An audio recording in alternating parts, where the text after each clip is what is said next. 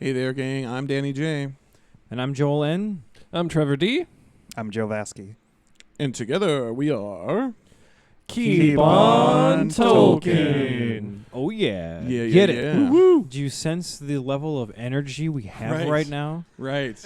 We love doing video. We are so excited to be here with you today. This is definitely not take 5. No, not at all. We haven't been having technical difficulties all fucking day. We definitely didn't record all of this last night and then have to and then redo have to it. trash it and then have that happen again. We're not idiots. We're not idiots. We're not it. We're professionals. Which leads us into our next point. If you're not familiar with who we are, we are a podcast. We've been doing this since 2017, right? We're about to do our 100th episode. Yes. Cool shit. Check that out. But yeah, we're here covering the Rings of Power in the video format, which we normally don't do. So look at our faces.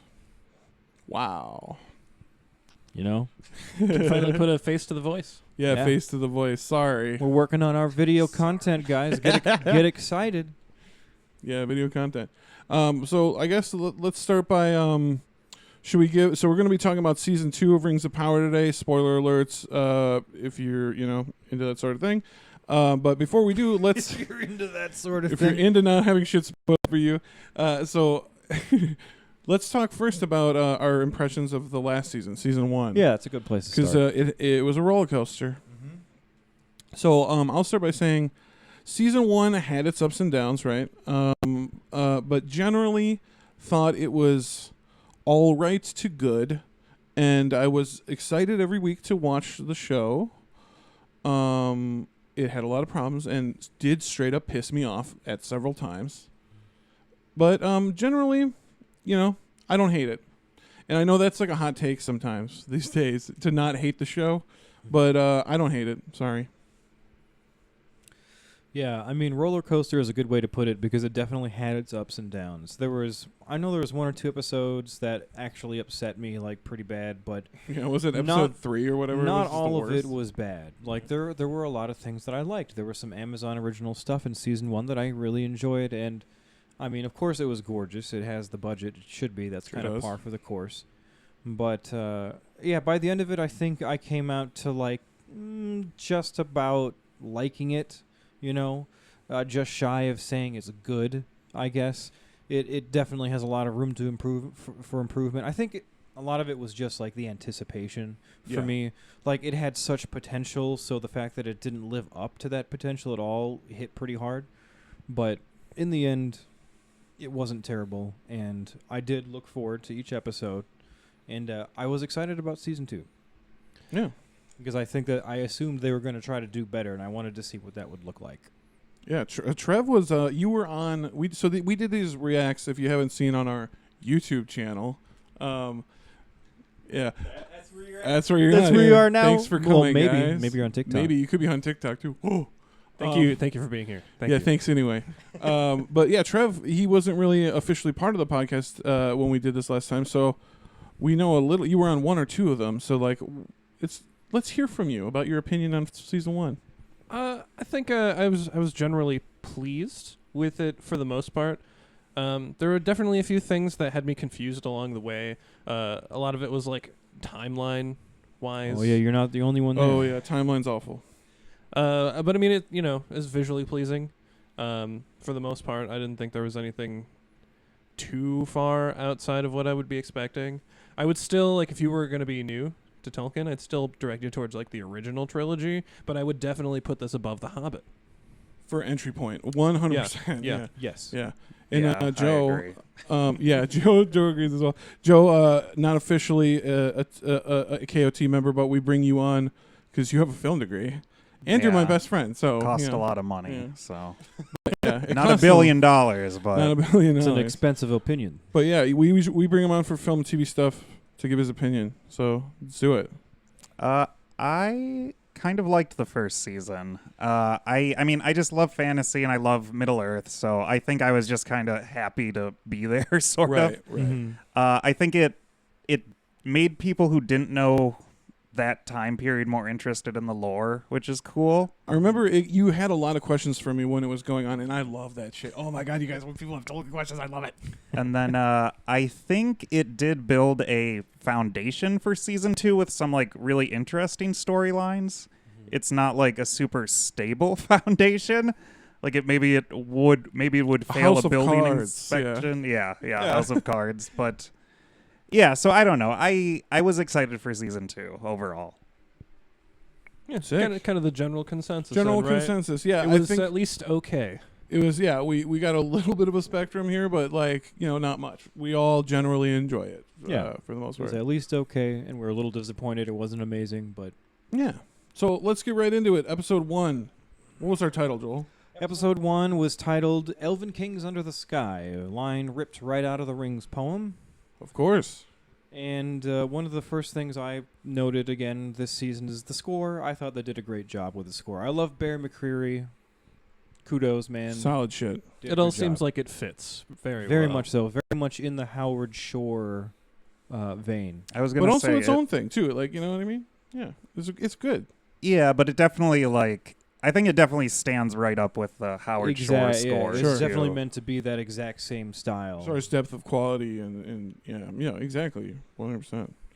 One thing I didn't find very quality about the show, this is the first thing I had, which is super funny. Ads. Oh, Amazon. Oh, yeah. Amazon, come here for a second. Why? Zoom in. Come in. Why am I paying $100 and some dollars a year for Prime, and I have to watch what? At least 3 minutes of ads over the course of 3 hours? That's ridiculous. I think it was more than that even. Right. That's being charitable. Yeah, I genuinely had to at one point stop the show, and check I was logged into the correct account because I was like, why? I thought I paid to not get ads. Right. I was convinced like my card had expired or something. Yeah, exactly. Like I hadn't paid the Amazon Prime bill. No, I'm still paying them, but they're still fucking me. There's nothing more immersion breaking than like going from Middle Earth to like Bounty Quicker Upper. Yeah, or some fucking Chase Bank ad, or like any. It's so gross. But I mean that aside, let's talk about Shitting that on Amazon aside. Yeah, shame on you. Shame. The prologue. Let's talk about it. Yeah, so the prologue of this episode started out. It was kind of a banger, actually. I liked this. I thought it was a banger, and in the tradition of banger prologues, which seems to be a Lord of the Rings tradition, which even went through in the fan films we saw. Remember? Yeah. A few of those fan films had kick-ass prologues too. So it's like people really like prologues in the Tolkien community, and I think they delivered a cool one here in the first episode. Yeah, so it's a prologue centered around Adar's attempt to kill Sauron that he referenced in season 1. We actually get to see that played out, and they actually got a different actor for Sauron that I kind of liked. He was cool. Yeah. For at first I was like, oh man, who is this guy? And then he like starts talking more and more. I'm like, oh, okay. When he starts sounding like the devil, like Satan in the Bible, and you're like, oh, that's Sauron. Even though he was only on screen for a few minutes, he did a great job, like making me feel the Sauron vibe. Yeah, he stole that scene, really. That dude. It also did. Danny and I talk about this in horror films. It kind of had a tone setter feel to it. Yes. It was pretty graphic. Yeah, violent. very much so. It tones that are like, hey, this is going to be a dark and violent season. I think you're right. That was clearly right off the bat a lot more graphic than the last season was. Like that orc murder right during that scene. He stabs that orc in the head repeatedly over and over. In my note, in my notes, I just have the line from the Silmarillion: "Sauron slew him cruelly." Yeah, yes. It was cool to see him talk to orcs. Yeah, the whole negotiation of trying to appeal to the orcs. trying to appeal to the orcs, like fight for me, because that was another thing. Like the autonomy of orcs is something that they touch on in this show. We're going to talk about it in a little bit here later because it brings up a whole fucking fight that we're going to get into. But the autonomy of orcs, right, is kind of a spotlight in the show, wouldn't you feel? Yeah, it has been since season 1. Yeah, since season 1. And I like that. I like that. And the fact that Sauron has to convince them to go to war for him 100% accurate. Mm-hmm. After a power vacuum like that, like I'm thinking in our orcs episode, didn't we talk about like even out east there's like unaffiliated orcs, like bands of orcs that do not serve masters, they just live their own lives. Yeah. So like you would have to convince these people to fight for you and intimidate them or something at least, and that's what they showed in the show, and it was very interesting. I like where they started with the Adar stuff like early on, calling him father and stuff. So they really kind of, I don't know, they humanized him a bit more, which which is important because they are a people of Middle Earth. Yep. It was also fascinating to see Sauron regenerate. Oh yeah. That was some body horror. Yeah, for that sure. was some cool shit. Yeah, so somebody on our Discord server, I can't remember. We all love you. We love all of you on the Discord, but I can't remember which one of you brilliant motherfuckers said this. You called it Maiar symbiote. Symbiote Sauron. Or symbiote Sauron. Yeah, that's Yeah. what it was. Yeah, that was very funny. Thank you for that. Yeah, But- because it did look like the black goo, wormy goo. I Yeah. really like that. I feel like it sort of justified. you must have felt solidified, hella validated. validated. It validated our theory that we've had at KoT that Sauron is the only reason he's the only Maiar that can rebuild his strength like he does is because he does stuff like that, absorbing other creatures' life force. We assumed it was necromancy. This seemed like a little more animalistic, but Right, I 'cause- love that it just absorbed it, like a slime from anime or something. Right. yeah, like Just like the super cool. blob. He blobbed it up. Yeah, and like what we talk about, because there's the concept of Fea, which is spirit in Tolkien, and Roa, which is body, and Fea is a finite resource for immortals to use, right? As their magic source, as it were. And so normally, as you diminish in like something like that, your body is destroyed. You're gonna have a lot of Fea diminish, but somehow Sauron is able to get more.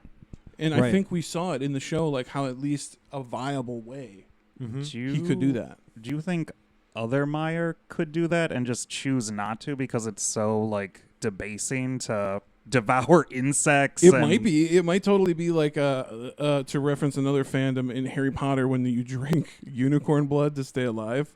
Like it might be one of those things that's like so unforgivable to do magic wise that like it takes a sick motherfucker to do it.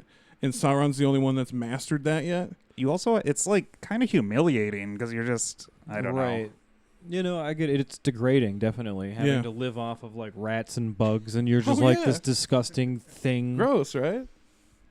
Yeah, but I thought that was cool. I like how he got into that in the first place. Like after Adar stabs him in the back with a crown, which Right. was awesome. And then the orcs basically cool. like And then- Caesar him. Yeah, like, yeah. They just all are just stabbing him, like all in a circle. Just this is great, and then he explodes in like a frostbite magic wave yeah. and freezes the place, and then his body is gone. Like, That's really cool. I love that blast wave of frost. Yeah, Super that's cool. what reveals this fortress to be the same fortress from season 1 that Galadriel infiltrated. I Yep. totally It had that forgot troll about thing that. in it. Is that the one? Yeah, she in the slew a episode troll one, in had that episode yeah, one. yeah. troll thing. Oh in it. yeah, Yep. that troll thing in it. And That she one. slays it like lickety split, right? Yep. Yeah, hell yeah. Yeah, I remember that. Same place. Yeah. See, these guys drew that conclusion for me. I didn't know that. That's really cool. How long do you think he was regenerating for? Because it's kind of vague. Yeah, we don't really know. It's hard to say because of the time compression that's going on. The timeline the time compression is super fucking weird, and I do not understand it at all. Plus, the editing kind of made it seem like it didn't take all that long, but then you'd think like it would take a long time. I don't know. It's so weird. yeah, it was strange. It kind of feels like they're just trying to kind of maybe toss under the rug some of what they were doing with season 1 and just wrap it Yes, right back around very to where much he so. met with Galadriel and be like, all Yeah. right, so we can just not worry about this anymore. Mm-hmm. I do think a theme with this season is that they are trying to appease some of the. They're trying to address some of the complaints that people had. Yes, right, which I is think so. good on them, honestly. Like I would rather have artists do that than just be like, "Fuck you, I'm doing whatever I want." You know what I mean? Like, so that's nice of them to acknowledge that this belongs to all of us. This work of art, right? And speaking of when he gets all the way around to meeting Galadriel again for that first time out on the raft, we get to see an extended version of that scene with more of the sea monster. Oh, And yeah. I really like the sea serpent, sea drake, whatever you want to call it. I thought seeing more of that was kind of fun. It is fascinating because I've always wondered what's in the oceans of Middle Earth. Right. I'm sure James Cameron has wondered that as well. Yes, I bet James Cameron lies awake at night, wondering what is in the sea of Arda. Yeah. So this episode, after the prologue is done, it opens with the scene of Elrond and Galadriel having like a chase on horses, which was a little confusing. It almost looked like a friendly chase at first. Yeah, I thought they were playing or something. Kind of weird.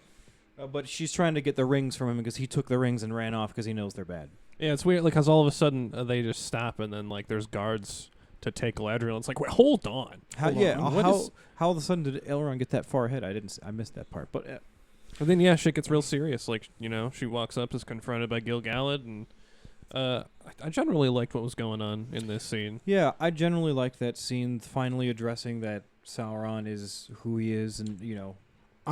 They're pissed. Like They the homies are pissed when they find out that Galadriel, when she reveals to Elrond and Gil-galad. Yeah, and as she should be. And honestly, a little. I think it's later on in the show. She does take responsibility for that. She does. She does, but Elrond at the same time, I think, also says like, well, sometimes it's not enough. Sometimes taking responsibility is not enough. You need to help fix fucked up this. really hard yeah. here.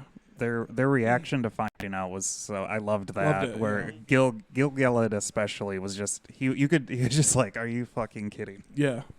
Yeah, what was it? Some kind of it wasn't even a word because it didn't have It was subs. It was like a scoff. It was just like a scoff. It was just like yeah, and you just clearly upset, very much upset. Yeah, not pleased. And then we also get in that same scene, Elrond's like 007 escape where he jumps off the cliff with the rings, which I thought was really fun. Right off the waterfall. I also saw some people online comparing that jump to the leap that his mother did, Elwing, when Elwing dove into the ocean with the Silmaril to save the Silmaril. Yes, people comparing the similarity between these situations. Yeah. You know, Elrond jumping to save the rings, her jumping to save the Silmaril. Very similar. I thought that was cool. Yeah. Agreed. So I'm gonna be honest with you guys. This was a long watch, right? This is 3 hours of content to get through. I had a few THC seltzers. I'm gonna be honest with you, and I don't know why it says this, but in my notes it just says it looks like Gil-galad is from Chicago. Oh, that's right. Yeah. I don't know why, but yeah, I just looked at that guy, and we're from the Midwest, by the way. We're from pretty close to Chicago, and I was like, that guy looks like he's from Chicago, like a Chicago hot dog cart vendor. Yeah, I think that's what we said. He looks like he should be selling like hot dogs on the street in Chicago. I don't know, but he's a good actor. I don't know why I'm shitting on him. He's doing a good job. He's doing a fantastic job. The only thing I think it's weird about Gil-galad is how high up his wig goes around his ears. That's the only thing I think is right, all which that is weird. not his fault. Right? Yeah. I mean, he might have chose that haircut. He might have been a diva about it. He could have had the actor. I want mine higher than the rest. Yeah. We've got some more like repeat lines and like repeat scenarios in this season. I was hoping they'd back off on those. On the recycling? They don't seem to be backing off on the recycling because we've got fan service. Yeah, I don't know. Like, it's pretty is it cheap fan service? I feel like it's almost cheap to the it's fans. cheap like, fan I'm a service, fan and I don't like it. So the line this time was we're going in circles. The hobbits say it with the stranger. It's a line from the Two Towers where the hobbits say it in the Etten Moors. Yep. Nori and the stranger going in Or circles. rather in Emyn Muil. Or the Emyn Muil. Yeah. Thank you. Emyn Muil. We almost gave out inaccurate information. Oh my God. I'm so sorry. Fire us now. You should stop paying us. Oh, we also get to meet Círdan in this episode. Finally, we get to meet Círdan the shipwright. Yes. And I just have in here, Círdan is so cool. That's all it says. I like their portrayal. Yeah. He is very cool. We were saying he kind of looks, he looks a little too old and human, but at the same time, he's a human actor. So, like, Well, how do you balance that? The beard threw me off because I was like, oh, there's this wise old human guy that here. confused you, yeah. Well, and when they introduce him, his hair is over his ears, so with the beard, you probably, you just think he's some dude. I get they're trying to make him look old. I guess my gripe was I don't know if they made him look quite elvish enough, in my opinion, but that was just me. Yeah, there should have been another way to convey ancient elf. Show us his ears at least, or something. Yeah, I don't know. Figure something out. Figure something out. But yeah, Círdan's so cool. I love how wise he is. His dialogue is great. Very, very cool. He uses his infinite old wisdom to tell Elrond about this trench that's not too far out into the water that was left over from one of the ancient wars between Melkor and the Valar. So it could be a trench left over from the War of Wrath, or maybe the War of the Powers, or the first war, where there's just a lot of physical change happening to the world. Where it's literally gods versus gods in a battlefield of just planet. Yeah. Just using the mountains, as your weapons and things like that. So that I wonder if James Cameron's been down there. You think? Down to the... He would probably love it. Yeah. He would love it down there. Yeah. They couldn't find the bottom. What do you mean? Do you think they didn't even find the bottom? Oh, he would love that. Yeah. Could they have tossed the One Ring down there? Because he was like, you could toss the Rings of Power down there. Right. So that is an interesting thing because, you could get, they say it's a viable way to get rid of the Rings of Power or whatever. But at the Council of Elrond in the Fellowship of the Ring, I think it's Galdor from the Havens, who's sent by Círdan the shipwright. Blah, blah, blah. But he says, like, because Saruman had previously told the White Council that the ring had been swept away by the Anduin to the sea. And Galdor says, well, why not let make the lies of Saruman true and throw it in the ocean? And Gandalf, being a smart guy and understanding plate tectonics, he says that seas and lands are not always the same. And there's no guarantee that will stay hidden for any amount of time, right? Especially in Middle-earth, where the planet can go from flat to round overnight. And, like, all sorts of wild shit can happen. Yeah, exactly. That's That's the next generation's problem. Yeah, I love that. They be thinking like boomers. Well, I guess for the elves, it's their it's going to be their problem no matter what. Yeah, it's going to be their problem. Yeah. I never thought of that. They'll They'll still be around to see it. That's fascinating. Yeah, they can't have a boomer mentality about it. they can't boomer it off. They're probably more responsible though because of that. I'm sure they're better environmentalists, at least for sure. Yeah. Which Maiar is of the sea? Is it Manwë? Ulmo. Ulmo. And then the Maiar. Is that what you're asking? The Maiar, yeah. Because So Círdan name drops him. Ase? Ase and Oinen? And his wife Uinen, yeah. Oh, yeah. I wish I could remember which one, because when he's talking about that trench, right, he mentions like no creature save for maybe that one Maiar would know what's down there. Yeah, Ase loves the coastal waters, if I remember right. From the Silmarillion they mentioned, I think he believes he loves the islands and coasts. So that would make sense that he would know about this. But Sauron's got, like, he had an understanding with that sea dragon. Who's to say that he doesn't with other creatures? You never know. That's true. They'd find it, I'm sure. So we've also got some more repeat lines here. They repeat the line, "What time do you think we have?" which is a Saruman line. And then in this episode, we get a return of the Hobbit walking song. Yes. This, nerd alert incoming, guys. Ready for this? Joel doesn't like the walking song. I don't. He thinks it's a lore inaccurate. I do. And I think there is a very charitable yet possible explanation for it in lore. It's a bit of a stretch. It's a bit of a stretch, but let's get into it. So, Joel, tell me why you don't like it.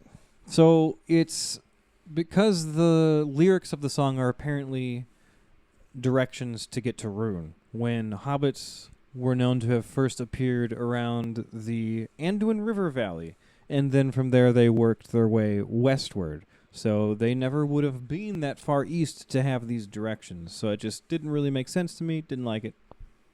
So I will agree with you that hobbits have probably never been to Rune. Oh, good. So we can just end the conversation. We can't, here? though. We can't. I'm sorry. Because of course it specifically states in the text that hobbits are an offshoot of the race of men, though they do not remember how. So all men come from where, Joel? Hildorian, right? The land of the followers, right? Where the men woke up. So I'm saying if their lore goes back out east, which is far east, right?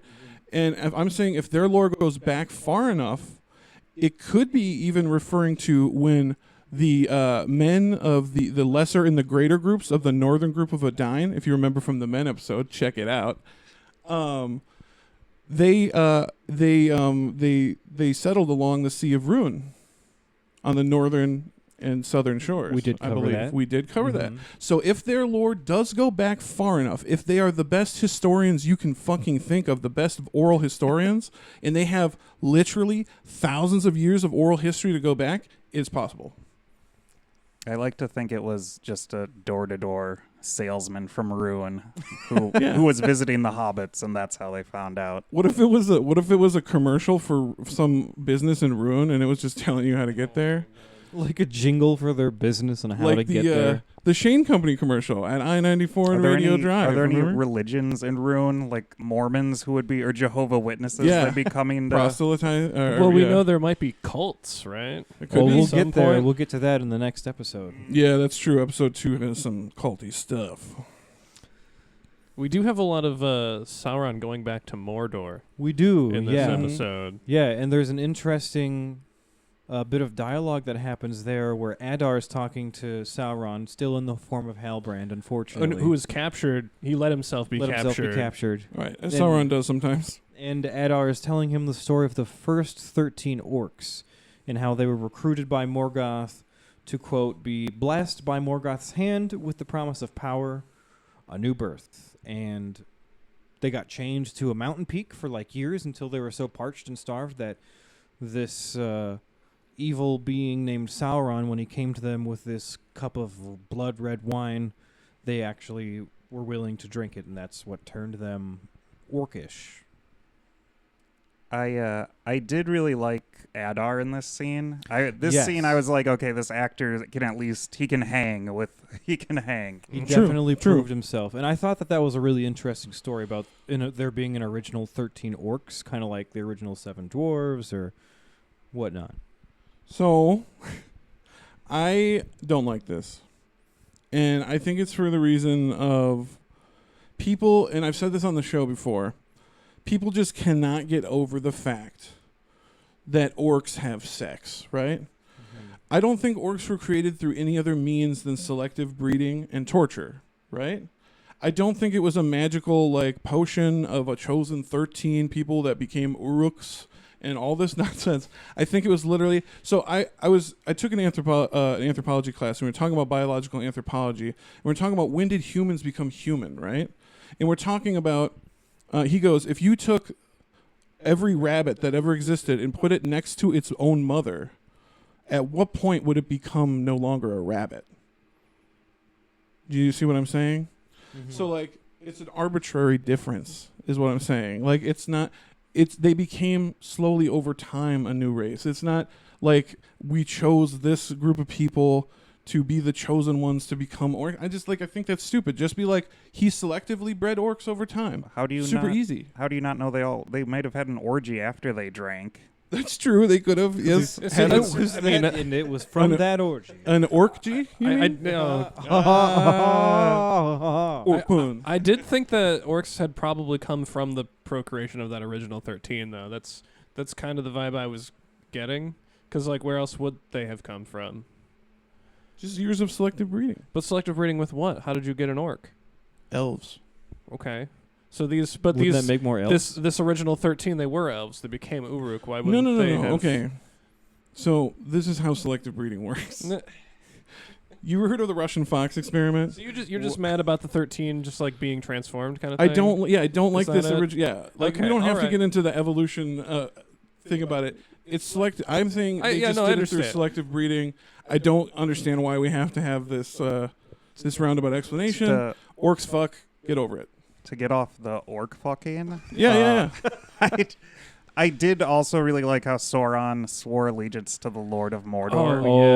Who he believes is himself. Right? Yeah, so I love that. Slick. Yeah. He's being a real devious, sneaky snake at this whole he's a time. sneaky little snake. Like, he's going into Mordor. He's a slithery. That's what I almost like kind of admire Sauron a little bit for just how devious Yeah, and He's doing good. And that's what I like about the season is we can actually see that happen. We're not guessing who he is. Yeah, no, we it's know nice. who he is, and we can actually see his manipulations. He's a So- legit character now. Like, he's actually doing things and has motive and drive, right? I love how he tells that old guy that he's going to kill him.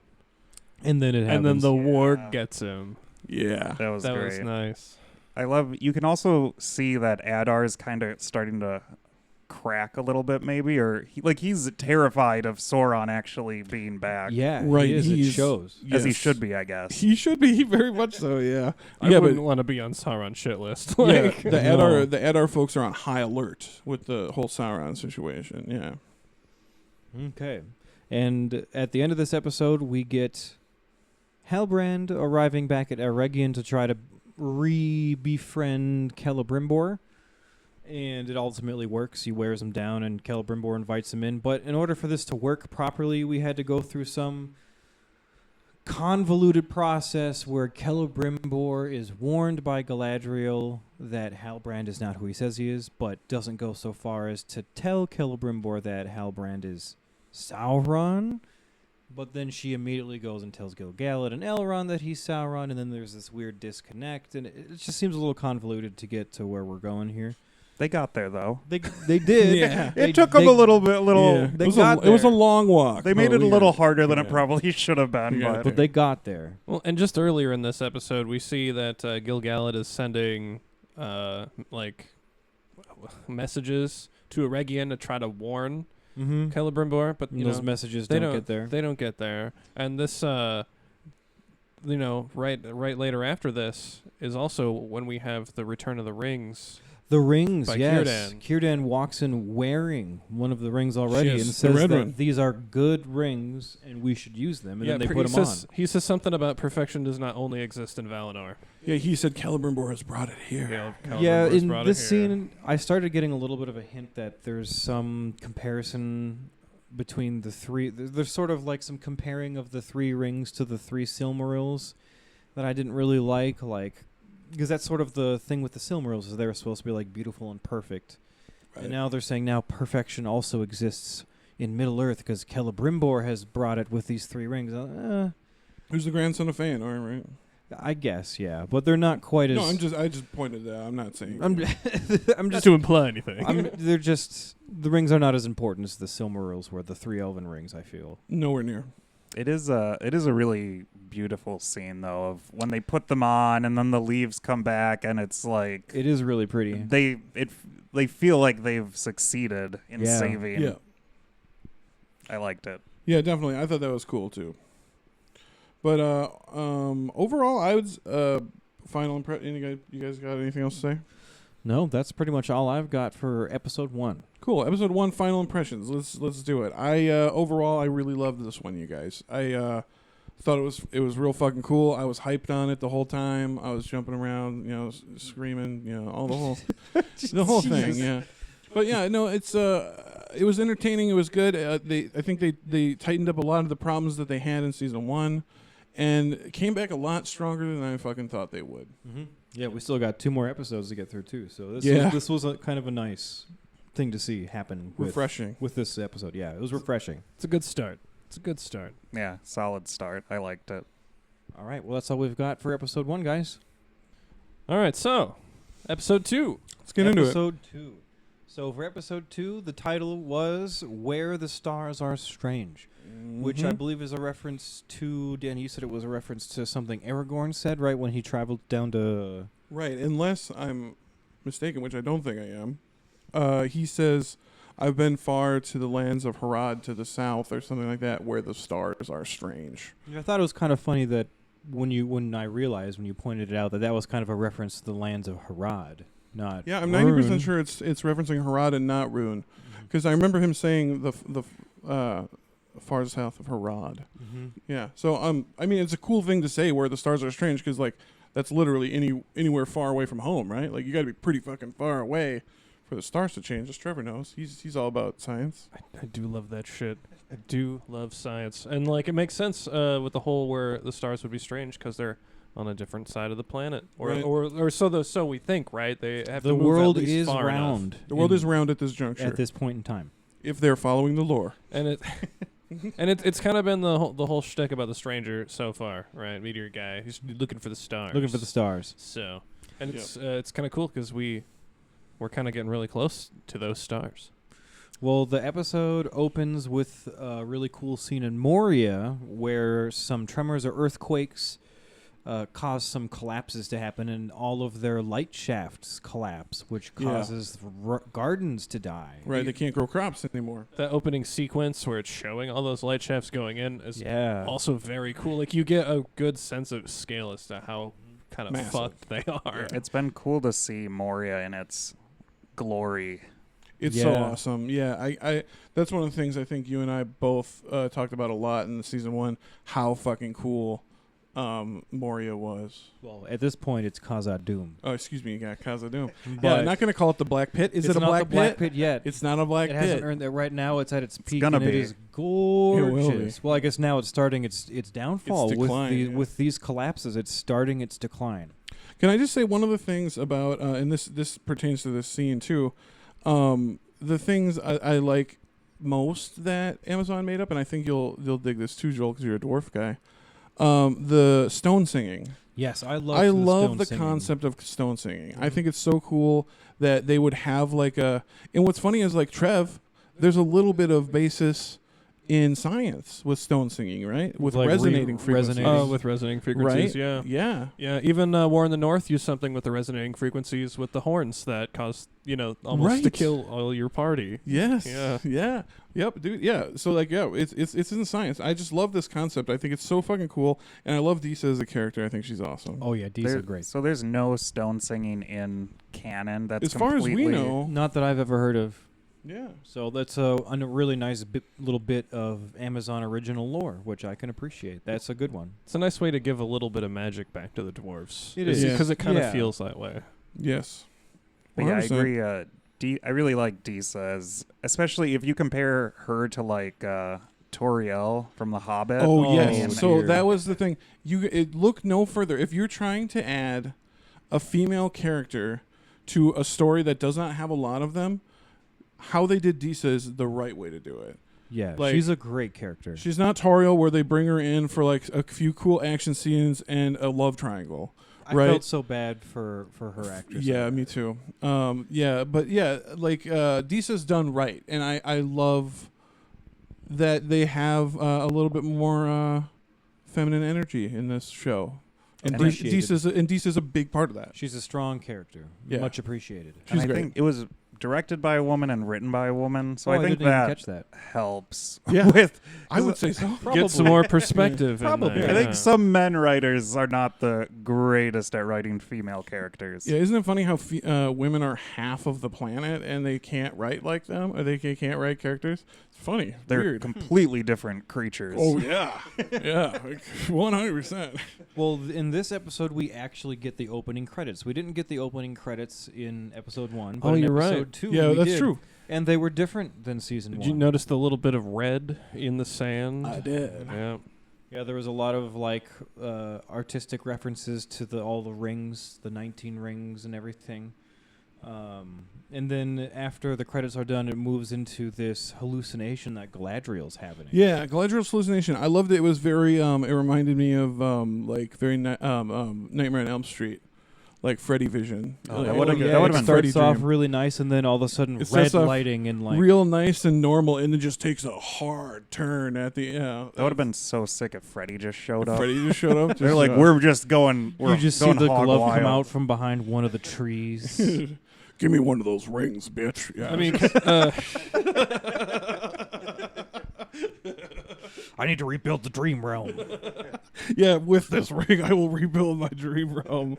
Yeah. So that's a Freddy's Dead: The Final Nightmare New- script that they should have done. New There Line you go. Cinema, we're available. We're available. Yeah, New Line. If you want a new Freddy story, Robert Shea, call me. I gotta be honest though. Like, I'm fine. I think it's cool that she has sort of a, I don't know, an evil hallucination, vision, Yeah. whatever. Yeah. But I don't like the fact that they use the poem, the particular part of the poems. Oh yeah, it did include okay. that one part of the poems. It felt like to me that it gave too much away. Like I think that Galadriel should be smart enough to piece 2 and 2 together. So if she heard those words, Wasn't it in Black Speech also? I think he was Celebrimbor. Celebrimbor, yeah, he Black was. Speech. So I mean, I guess maybe she could not understand, not understand that, it, yeah. but maybe I don't know. maybe not. Who knows? But yeah, kind of a strange sequence, but I was cool. I liked it. yeah. I liked Overall, it. I think Yeah. it's They talk it's a cool about how way. after the elves have put on their rings, they start having more visions. It increases their like premonition kind Right. of stuff in Premonitions. particular. So, Yeah. Joel, I meant to actually talk to you about this in our personal lives. Do you think that's how they're going to give Galadriel the art of Asanwe? Yes. I think they're going to do that because Asanwe is, if you guys remember, we've talked about it on the show before. Finrod has the ability to do it. Elrond has the ability to do it. It's kind of like a mind power in a way. I assume that's sort of what they were starting to tap into with Right. this. Which I don't know if I like that it's a ring thing rather than An elf thing. an inborn thing. Yeah, because I think it is supposed to be natural to the person, not Yeah. due to this ring. The children of Finarfin seem to be able to do that. You know, They did make it sound like it at least was like maybe their ability to do it had diminished over time. It And- made and it that made the it sound like ring- they're able to do it more now. Not that they weren't able to, and now they Okay. can, but that it's stronger now. okay. So it makes some sense. Enhances like a ring would in Mhm. D&D. We also they really needed to make sure that someone got to Celebrimbor. Like they really needed to get just yeah. yeah. We do Honestly, like right after the scene with Galadriel having the vision. They do a cut to like the bodies being dragged by chains. We don't Yeah. know by who. Yeah, which I thought was weird that they didn't show us by who. Maybe we'll find out, but yeah. So do you think Sauron is responsible for? maybe. Barrow Whites? Is it too soon for that? it is too soon for Barrow Whites. Too soon for yeah, Barrow Barrow Whites? Whites would be in the. Well, technically in canon, but spoiler alert, we already know that they're coming this season. wait, Barrow Whites? or something similar do we to know them. that? Some Something undead similar thing? looking to them. No, they're sent by the Witch King after the fall of the North Kingdom in 1979. So I guess these technically Third wouldn't age. be Barrow Whites, they would just be whites. Maybe just Whites, yeah. Yeah, so whites Just probably normal exist, but whites. Not Don't from call the them Barrow Downs. Whites. Yeah. No, they don't they're- live in the Barrow Downs. They don't live in the Barrow Downs, so they're not Barrow Whites. They're They're just, just whatever they're whites. just what they are. Just- yeah. It's just whatever Whites. Well, then we actually get a new location in this episode out in Rune, Yeah. a place called Karas Gaer. Gaer. Geyer? Gaer. Gayer. Gaer. It's Karas just Gaer. Straight up Gayer. It's Okay. in Western Rune, and we meet a new character that looks like an evil wizard. Who is credited actually as like a dark wizard. It pointed says that dark, out. yeah, it says dark wizard Credited in the as subs. Dark yeah. Wizard, which is very interesting. Do you think it could be Saruman? I mean, it Or could be, someone but, like, we know? He looked so much like Saruman, like with the beard and everything. I really hope it's that not. it would be too on the nose, right? Like I feel like it's a fake out again that they're doing. I didn't initially have any idea what to make of this character, but after I've thought about it a while, I'm sort of hoping, still holding out that the stranger is one of the blue wizards and maybe this guy is the other. That's what I'm hoping to.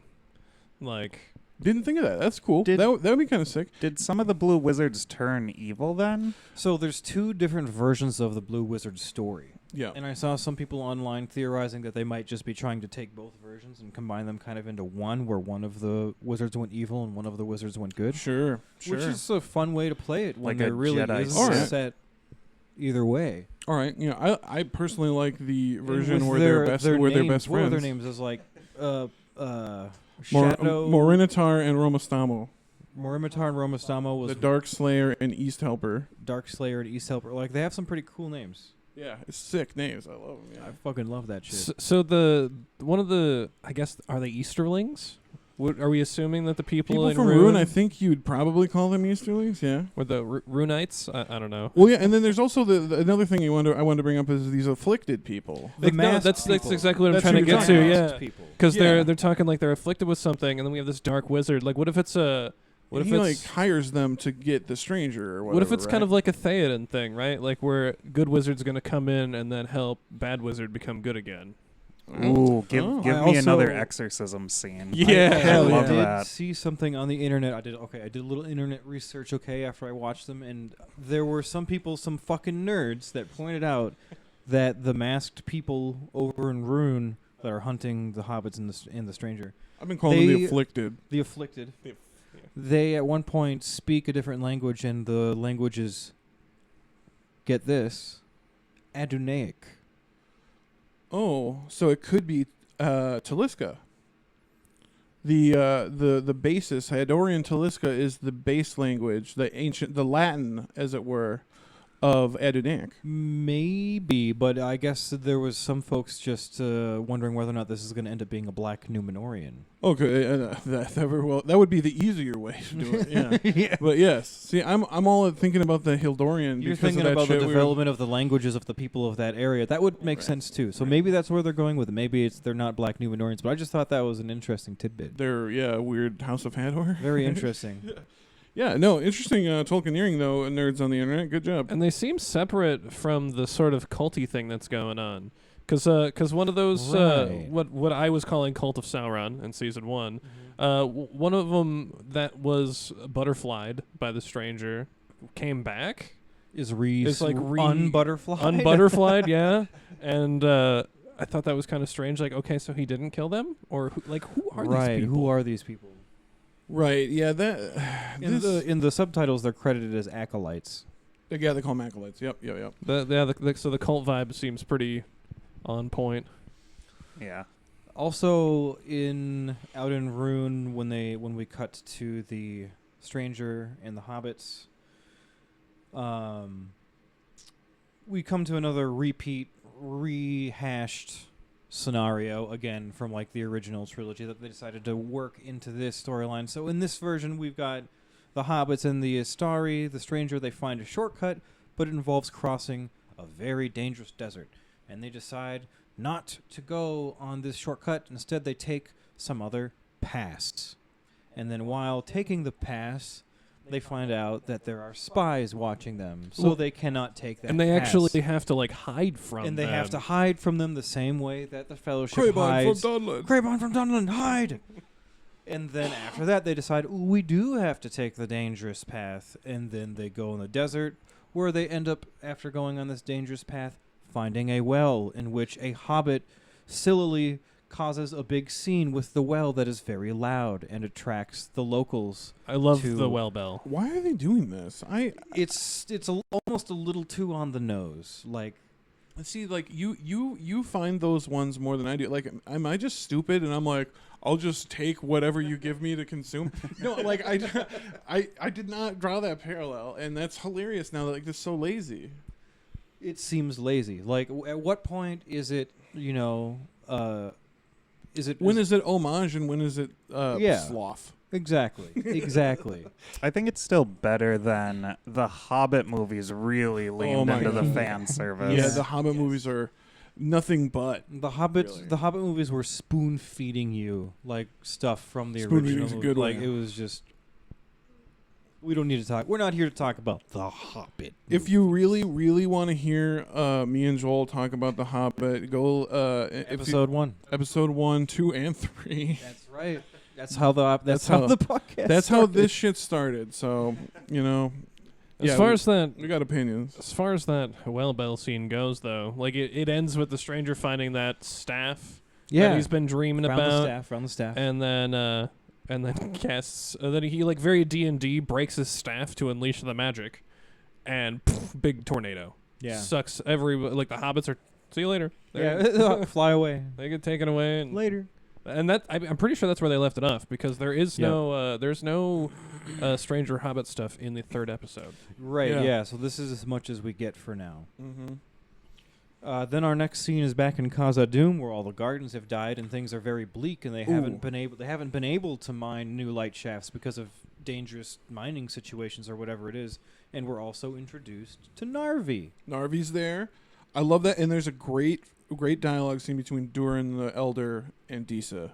Yes, I love that this is the that scene where we scene. get the Stone Singers with Disa. The stone singing, yep. And then I love what so a really Tolkien-y line that Adisa says is like, I can't remember the exact wording, but she mentions that you must have a great strength to carry a grudge that long. Oh, when she's talking to the king, yeah. Yeah, and which is it's a pretty profound line, I think, because the king just looks at her very stone faced and is like, "Indeed." indeed, she, that's all he she says. I think Yeah, I do. she called him stubborn, and Basically. he's And like, he said some yes. dwarves would call that strength. Yeah, exactly. And then she goes on to, You it must would have take great- great strength to hold a grudge that Yeah. big. I love Yeah. that. That's great dialogue. I love that. Yeah, honestly, a lot of the storyline in Khazad-dûm has, I feel like, been the best.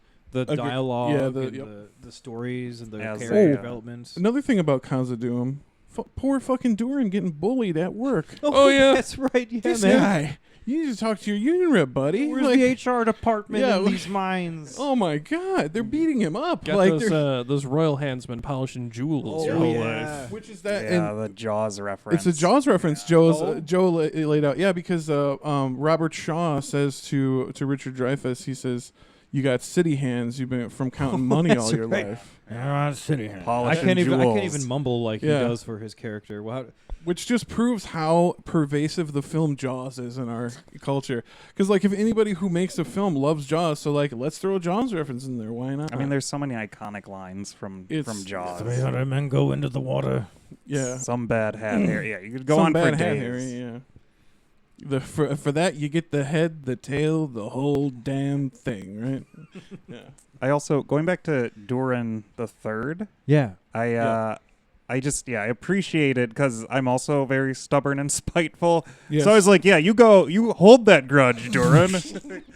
Yeah, you are strong. But I appreciated how Disa was kind of like the connection between him and Father his and son. son. Yeah, Trying to be a because voice of reason. they were between both the two. too stubborn and proud Because to. they're both like, I think they were both immediately sorry. I know if that's like, so so me and Joe have known each other for nearly 30 years. So we fight sometimes, not very often at all, but usually that's kind of what happens. It's like we're both kind of stubborn. We're immediately sorry, like right away, but we take a while to say we're sorry. Yeah. You know? It's hard to say you're sorry. Yeah, it is hard to say you're sorry. That is a Chicago line from the band Chicago. Hard to say sorry. Bringing it back to Gil-galad. Yeah, our Chicagoan homie. Yeah. Right back to Gil-galad. Well, actually, Speaking of that, speaking of the elves, so at this point in the episode, we go back to, I think it's Gil-galad, Lindon. kind of. Yeah, I have Galadriel takes responsibility. That's what I have next. So yeah, this is when she's talking to Elrond, and she straight up takes responsibility for her actions.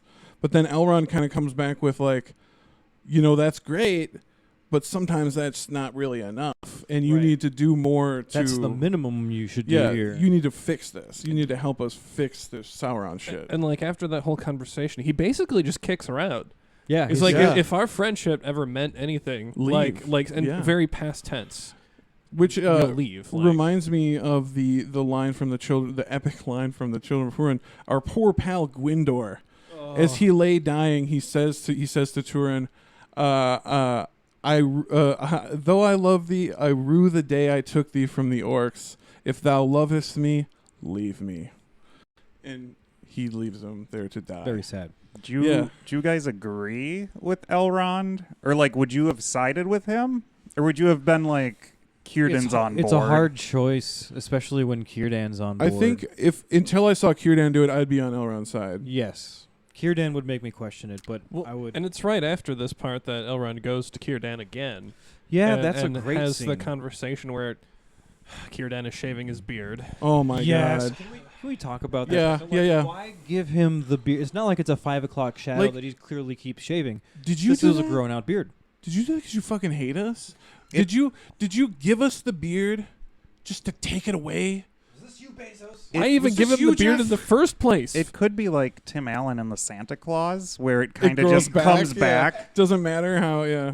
This was also, I loved when he talked about Rumel being a drunk. Oh my god, yeah. you saw me literally giggle like a little schoolgirl This when was such a great scene. yeah, when Círdan is talking shit about historical characters from Tolkien. Right. So And- he's talking about the rings, right? Elrond's trying to tell him like the rings were made by an evil person.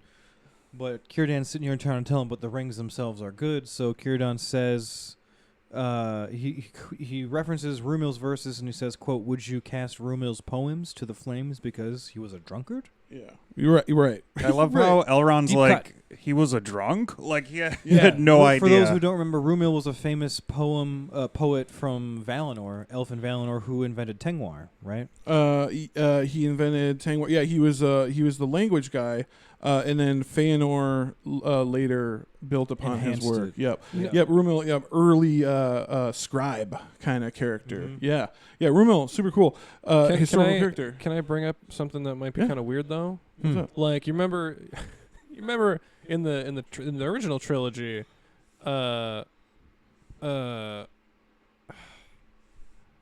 Legolas has a drinking contest, Yeah. With Ghibli. and he barely gets drunk. So how Yeah. much Right. alcohol was Rumil consuming? Rumil's Right. a hard to alcoholic. be yeah. a fucking Have you heard of drunkard. Oliver Reed? Yeah, they drink like Oliver Reed. Holy shit! Have you heard of like his last night of drinking? Like what he drank? When he was making Gladiator. Yeah, well, yeah, because he a famous actor. I don't know if you guys know this dude named Oliver Reed from the movie The Devils. The Devil's Rules. Check out The Devils. But anyway, he was a hard drinker. He had to quit drinking to do the movie Gladiator, and then he went back hard, and it killed him. Right, like, but the bar tab was insane. If you've ever heard it, wild. But yeah, R.I.P. Oliver Reed, great actor. Well, that's not even the best deep cut from this scene. Oh That's yeah, true. there's another. Yeah, there's another one. Daron. He references Daron. Yeah, what does he say about Daron? He says, Well, calls him insufferable, yeah, doesn't he? originally, Yeah. originally Elrond comes back and he's like, "What? Rumil was a drunkard?" And then Círdan immediately responds and says, "Quote: Do not ask of Daron, insufferable, but a voice that could make the very sun weep tears of fire."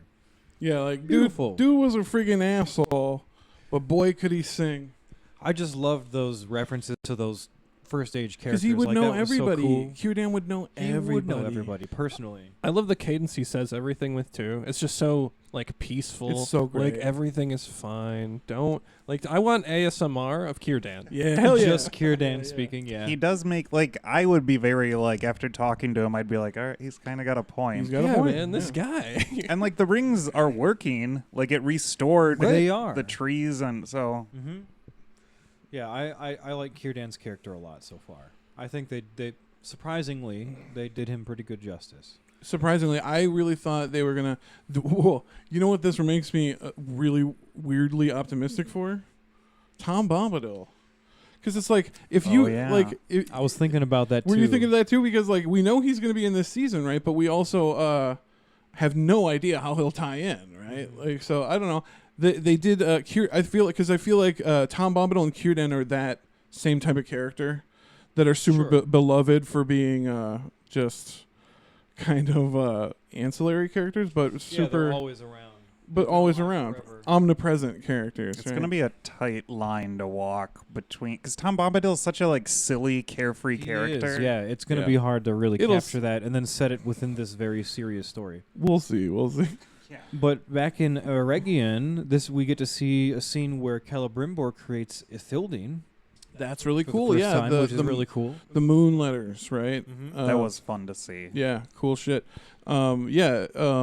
The Doors of Durin, which him and Celebrimbor and Narvi make together. Hopefully, we'll see that, right? It's also right after he makes this that he goes to see Halbrand at the doors Oh, himself. that's right. This is when he finally invites Halbrand in. Ugh. Well, Halbrand kind of weasels his way through conversation to be like, It's well, true. actually, the rings, and it hit him soft spot. Like he had Celebrimbor. Poor Celebrimbor. I really feel for Celebrimbor. He literally just wants to make things that are beautiful and good. That's his only care in the world, is that he make cool and beautiful things. And as an artist, I identify with that, right?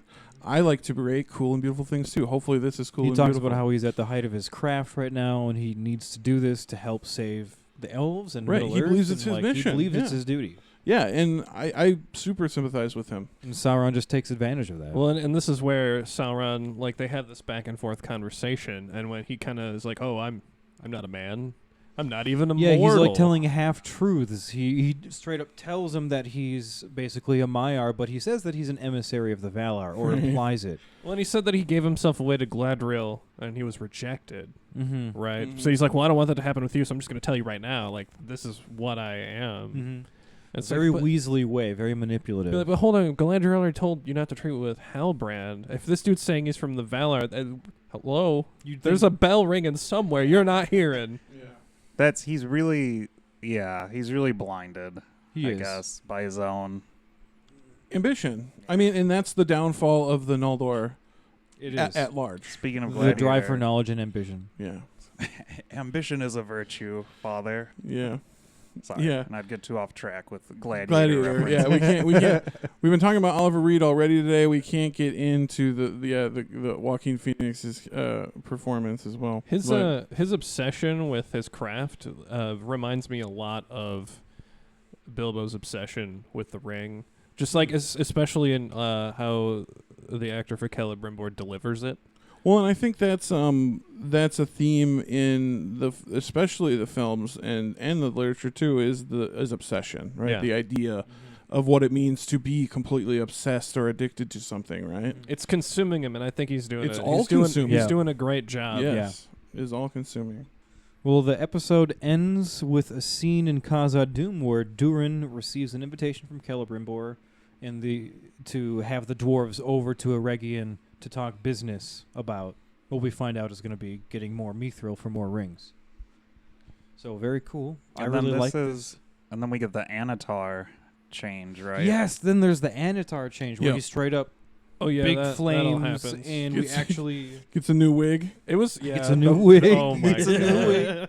Actually, and they actually used the name Anatar, Lord of Gifts. Lord of Gifts. Yep. Mm-hmm.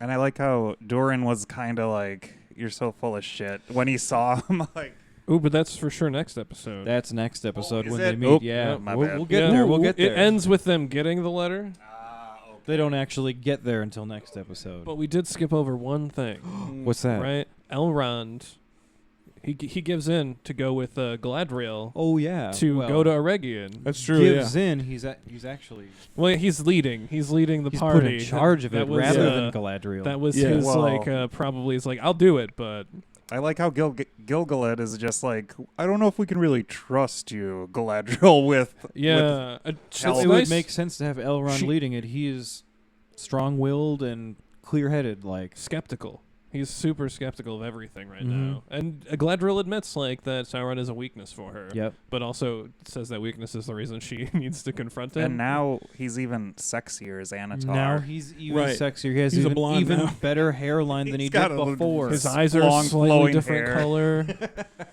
Yeah, Joel, that hairline. I That just love fucking it. Yeah. hairline. Oof. It's the ladies love it. I You know? love it. Is he just gonna get sexier and sexier each time That'd he be pretty funny. transforms? This isn't even his final form. Yeah, just sexier and sexier. So, yeah. Well, that's all we've got for episode 2, you guys. So, episode 3. Episode 3. What's our title? Almost through this 3-block premiere. Yeah, This 3-hour season premiere. So the or third as I call it content creator's bane. That's what I call it. in the tradition of Tolkien. Just as Content- bad as a Balrog. Yeah, just just as as bad as Durin's bane. Content creator's bane. It almost smote me. So the third episode is The Eagle and the Sceptre. An interesting title for an interesting episode. Of the 3, I think this was probably the weakest. I don't know if you guys feel the same. Right. It still had some it still had a lot of good parts, I think. But It but, had but I would yeah, agree. I don't know if I'd say it was bad. it but it was just it might also just be because it was the third episode Did that y'all we, just- that we had to watch. Like, not saying that it was a slog, but it was kind of a lot Just at once. for everyone's own information, did y'all watch them back to back? Yes. We Yeah. did too. Yeah. And so I think we may end up being a little bit more harsh on this one for that reason that this is like hour 3 of I think also I'm not as into sadly I'm not as into like the Numenorian storyline. I Mhm. and think that makes it because this was very Numenorian heavy. This was actually the first time we saw In the new season, yeah. Yeah, Numenorian we hadn't stuff gotten this anything season. before this one. Yeah, this was first time this season we saw Numenor stuff. First time we saw Arendir so far this season. Mm-hmm. Yeah. So Yes. this episode had a little bit of a shift. Yeah. Does it open with the king's funeral? Is that like it opens with the horse. It opens, Right? yeah. So it opens with the scene with horse, and this is that's another Joel. Talk. Hit it, Joel. another repeat scenario with the horse. So Recycled garbage. this is when Elendil's talking to a horse, kind of like Aragorn does. In this case, it's Isildur's horse, and it's the same brown-looking horse, just like from the Two Towers, and it's all upset. And it's seen too much war, so the Elendil lets it go. And this horse has PTSD. horse has Yeah, PTSD. that's right. He's This horse is a badass, though. It is the a one badass in horse. The Rings of Power. Yeah, It yeah. is a badass horse. It gets Yeah. scared off into the Black Forest, and at one point it like kicks an orc and kills it by impaling it on a tree. Yeah, that was awesome. Cool. I was like, I want this. I dig the horse story. Horse- Like, the- this is I want to good. see more on the horse. Yeah. How many orcs is that horse going to kill? Yeah, do you know in Paris? I think it's in Paris. I think it's in France. There's a fucking monument to all the horses who served in World War I, which you don't really think about a lot. Must have been a bunch, It must have been a lot. and a lot of horses died for our problems. Poor horses. You Poor clearly horses. haven't seen Steven Spielberg's. The War Horse War movie. Horse. I thought of that. Yeah. Is War that Horse? that's kind of what it's about, isn't it? I haven't seen it. I haven't seen it either. Well, Clearly if you haven't seen if neither have anyone I. out there has seen War Horse, hit us up I on the Discord. Tell us what it's about. think I also am a little mid on this episode because I'm not loving Isildur's storyline. Yeah, Yeah. Isildur And he's seems heavy like too. he seems like an undeveloped character. I don't know. He just remains undeveloped. I don't know. I think Joe is a little confused as to why I'm so stoked on Isildur. Not on the show Isildur, but the character himself. And because he's not the greatness of Isildur, one of the greatest of all the Dunedain, doesn't come over in this show very well. I Or haven't the greatness of any of the Dunedain doesn't really come over. Yeah, the Dunedain are not as great as I would have imagined them. Yeah. But this repeat scenario goes even further. After the horse is released, it goes and finds Isildur, battered and beaten up, just like the horse saves Aragorn in the Two Towers. But in this case, it saves him from the web. He was webbed up by spiders, right? Spiders, He yeah. just wanders into a spider den and happens to find Isildur there and saves him from a bunch of fucking spiders. For some reason, the fact that they're just human size is almost grosser to me than Shelob. Yeah. Right. Yeah. No, there is a thing. It's funny because I don't I'm not an arachnophobe by any means, but I'm not a huge fan of spiders. And I used to, in science, or at school, I used to play with the tarantula, Mr. Walter's tarantula, and I never really considered it a spider because it was so comically large that I'm it's almost it's something else. like an animal, Yeah, it's like like a an furry animal. It's animal. not an insect to me. It's not creepy crawly. It's huge. You know what I mean?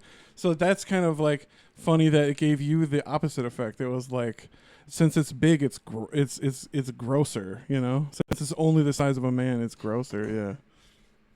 I really love that Isildur, there's an orc right in front of him hanging up that gets Yeah. free, and then the spider, a big one, comes up from behind him and just explodes his head. Oh yeah, Yeah. it bites his That, head yeah. to the point of exploding or S- something. Just- pokes out his eyes with its fangs, and then the head just pops. Sick. Yeah, graphic once again. This Graphic, season's yes. getting more graphic, which is Yes. fun. Fun for me. I love it. Yeah. If there's one thing you can do with that high budget, give us some graphic Give us violence. some gore, baby. Give us some good gore. Back in Numenor, Elendil's daughter tries to influence him to resent the queen after Isildur's, supposed death, Alleged death. And then this is also when the queen is slapped during the king's funeral. In the face. In the face real hard. And she's blind. She never saw it coming. That's so rude. I know, Never saw it I coming. didn't to hit somebody is rude enough, but somebody that couldn't even defend themselves. Yeah. What the fuck? You know what I mean? Her Come reaction though was nice. It was a class act. Yeah, no, it was good on the part of her character. It showed a very grown character. Yeah, She's in a tough spot. she is. Yeah. And just after the scene, there's sort of a repeat line when Farazan is having a beer with some friends in a tavern, and at one point one of them refers to Muriel as doing a bunch of warmongering. Mm-hmm. So they like to use the term warmongering. Yeah. I like the confrontation that they have in that bar. Oh yeah. Oh, with Elendil's Valandil, his homie. Valandil, yeah. When Valandil comes and sort of diffuses this almost coup that's developing. Yeah. Farazan's son Kemen like gets up. He's like, "You insulting my father?" The dude's like, "No, I'm insulting you." I'm insulting I love that. you, I you love little that. bitch. That was Yeah. Yeah. The Numenor stuff. Yeah, I don't know about it. I wish they. Hopefully, by the end of the series, Joe, you will acknowledge why I love Isildur so much. Hopefully, I haven't written him off. No, I it's just I just want to see. I hope they do more with him than what they've done so far. Yeah, I can see that. This is also when we find out that Elendil's daughter Aarion has apparently stolen a Palantir. right. Somehow she just was able to get into the king's tower and steal his Palantir. Well, the king told her some stuff on his deathbed. That's right. He did say some stuff. We don't know what though, right? It was all like whisper in the ear kind of stuff. Yeah. So yeah, there's that part where she like basically like threw the Palantir down on the floor and was like, "This is what she's been using" or whatever. I said to Joe, my line to that was, "See, this is why you're not in the book." Just like, you suck. Like I can't. That's another thing. I cannot believe that they would have a daughter of Elendil. Any child of Elendil. Child of Elendil. Any member of the Lords of Endunier family from the Westlands and Middle Earth. To say that they would have a Kingsman in there is just absurd to me. No. Like they, against all odds, have kept their faith through, like, the whole government is turned against them, right? That's what they're known for. Yeah, the whole government and society is against the Lords of Endunier in their religious beliefs, essentially, right? Or whatever you want to say, their political beliefs. Sure, yeah. Yeah, but I think it's a really stupid thing to have a member of Elendil's family who I was stoked that they were adding a daughter because like there's a lot of unnamed female characters so he definitely could have had a daughter. Cool. But then they make her like this traitor ass shit. I hate it. I don't like it. I'm not a big fan of her character. No. I'd rather they didn't. Right. And then it wasn't necessary, I don't think. Well, and then we get her instead of instead of a Narian? That's right, yeah, because we don't see a Narian at all. Yeah. He presumably still good brother? exists somewhere, but I think they mentioned him once in season 1. He's off somewhere. So maybe we'll run into a Narian. Maybe he'll show up, just like maybe Celebrimbor or Celeborn will show up at some point. Maybe. We'll see. Right after the funeral, though, we have that scene with Farazan and Muriel, like in her like bedchamber or something. Yeah. And he's asking her about the colors. Yeah. What dress? And because I assume one is supposed to symbolize like the faithful, and the other the Kingsman, right? And or what will become the Kingsman. He wants her to wear the red. Yeah, he wants her to wear the red for change. She wants to wear the white because she says it's more humble. Mm-hmm. Yeah. And they talk about the eagle, and that it would be a ill omen if it came on her coronation. Right. Her inauguration. Did they say it would be an ill omen, or would it just? He said it would be an ill omen. Yeah. Like those were the words I remember.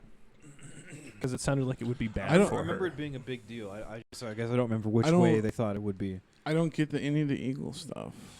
I think Yeah. it's kind of weird. Well, we'll get to it. That's at the end of the episode. We got more to talk about. Sorry. But so first we jump back to Mordor for a little bit, where we have a scene with an orc and Adar, where a particularly concerned orc tries to convince Adar not to go to battle to try to find and kill Sauron, because Adar is freaking out about the fact that Sauron might be alive, and he's willing to go back into battle. And this orc's like, no, I thought we weren't doing that. He's like, well, we thought we killed him, okay? We thought Sauron was not coming back. Yeah. Oh, he's not dead. We're just going to make sure, though. Make real sure.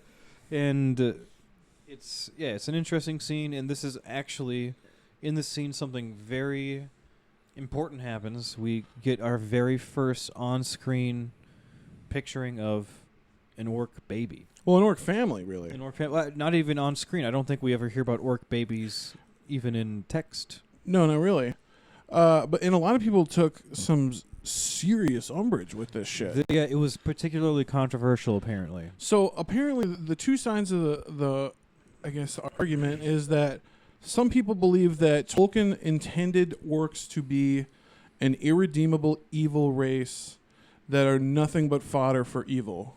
Right. And their nature is only evil. And don't have to worry about killing them because no it's not conscience. doesn't worry about it. Just fodder. Just fodder. They're beasts, pretty much, right? Right. Total dehumanization is Completely what Tolkien evil. wanted, is what these people are essentially saying. And I do not believe, as somebody who fought in war, I do not believe that he would think that dehumanization of the enemy is a good thing, you know? Exactly. He did not think that. He did not think that. And I'm pretty sure he spoke about shit like that. And, you know... Well, and who... You were saying that who created the orcs? So the orcs were created in the elder days, as it were, by Melkor kidnapping elves from the place called Cuiviénen, where they woke up, where they were. So they were originally good elves, right? They were essentially that's and the some key. of that nature remains. Some of that nature remains because only Iluvatar has the power to wield the flame imperishable, which is sentience of life, right? Right. And they still have that sentience of life. So the fact that they still have the flame imperishable in them means they are not entirely evil. And Tolkien knew that, and he did not intend that to be the case. And we have a fucking quote that we're pulling from one of our episodes, the Orc episode. Joel's got it right here. I got it. It's from, History of Middle-earth, right? Morgoth's Ring, I believe. It is. It's from Morgoth's Ring, which is volume 10 of History of Middle-earth, and this is from the chapter, part 5, Myths Transformed. Get a load of this shit. It's just silly. I don't know. The whole We're so exacerbated about it. Yeah. We've got all kinds of weird orcs, like the different media. The orcs were definitely meant to be a race of people that have the potential to choose to be better they're supposed to have a complicated existence because they're essentially slaves, right? Exactly. They're essentially slaves. They're not just larvae to be bred. So Okay. let's They don't get live in into this. pools. They don't live in pools like They're in not the made Gollum from game. mud. Like That's so fucking ridiculous. The Gollum game, bro. You gotta. Oh my god, the Gollum game. Yeah, guys, check out the Gollum game, or better yet, check out Trevor's 2-hour-long review of the Gollum game. you'll learn why it's bad. You'll learn why it's You'll bad. learn all about it. So there were two issues with this scene. One is the people took issue with the fact that it is heavily now implied that orcs reproduce sexually. And then there were some people who took issue with this scene because they thought it was an attempt to humanize the orc. Sexual reproduction is how orcs reproduce. That's in the text, explicit. So, In the manner of the children of Iluvatar. existence of orc babies. We've never seen it before, but it is absolutely 100% canon that orcs reproduce sexually. There would be babies. That's.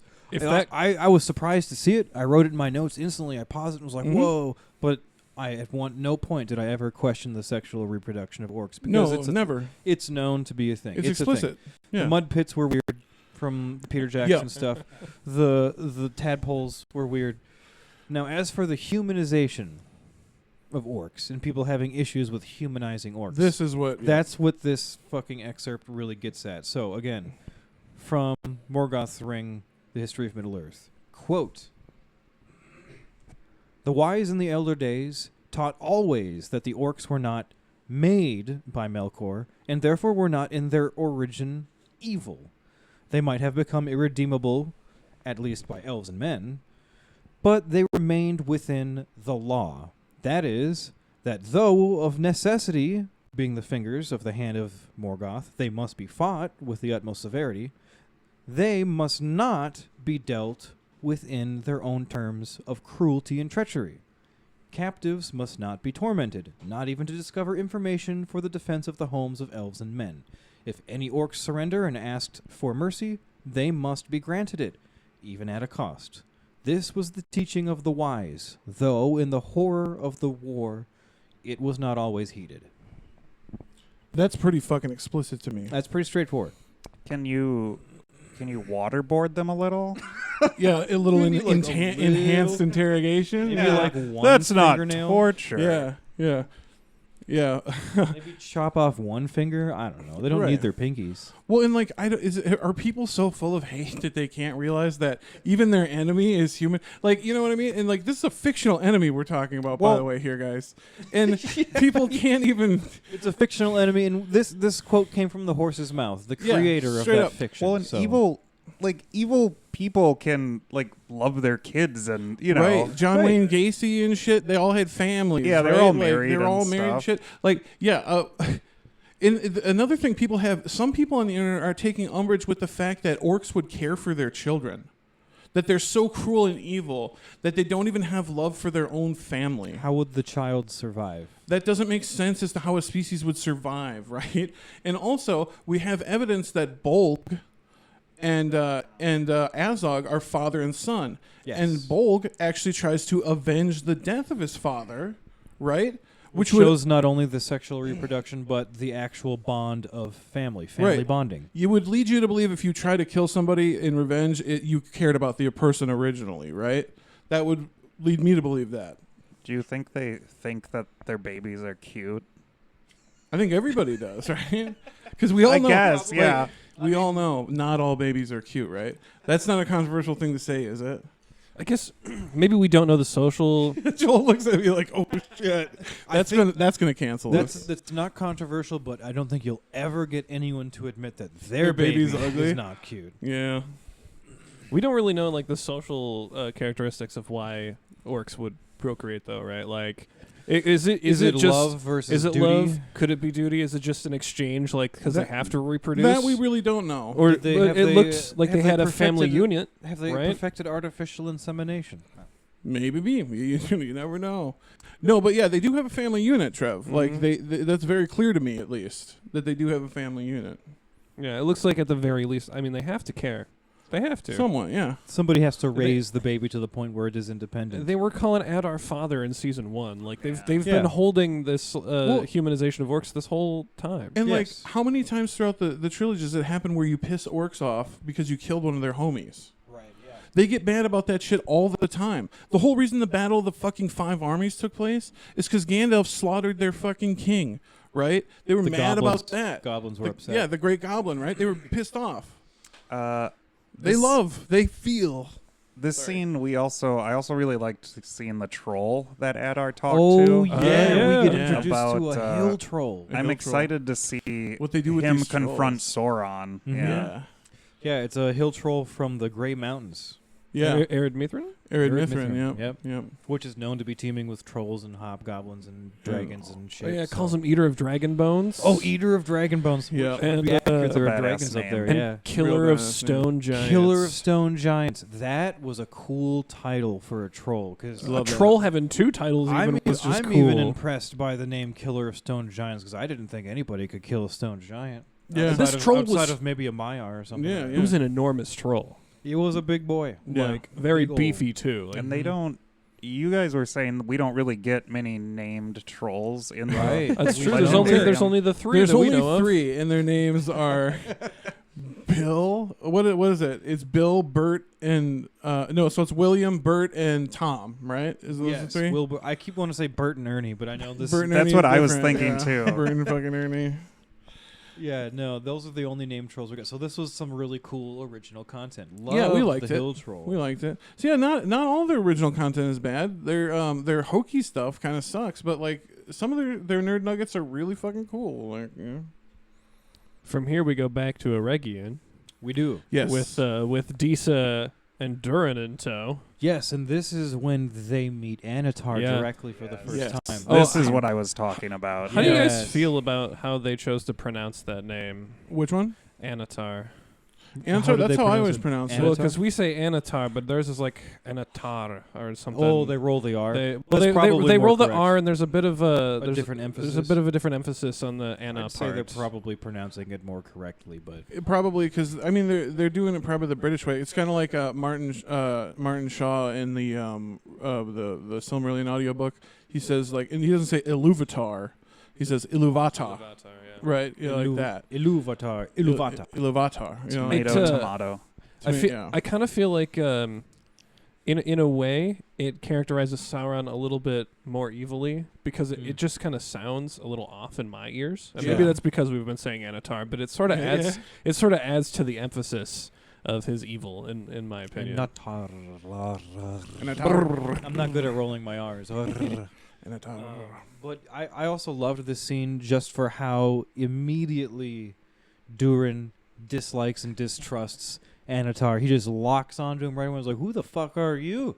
It's like, Yeah. That's he's like, "Oh, I'm one of Elrond's best buds." You can't fool a He's dwarf, like, man. "Oh, yeah, no, I never said anything about you." Yeah, Sauron He's is like, "Oh yeah, Elrond talks about you all the time," and I- Durin's like, "Never fucking talks about you." I Well, like I how love how he just like he's almost like he's cutting through the bullshit. Like this guy's trying to butter me up, Exactly. and I know it, and I'm not playing into it. I like you how know? he was like, Elrond would never say such nice things Exactly. to someone about me. Yeah. Yeah.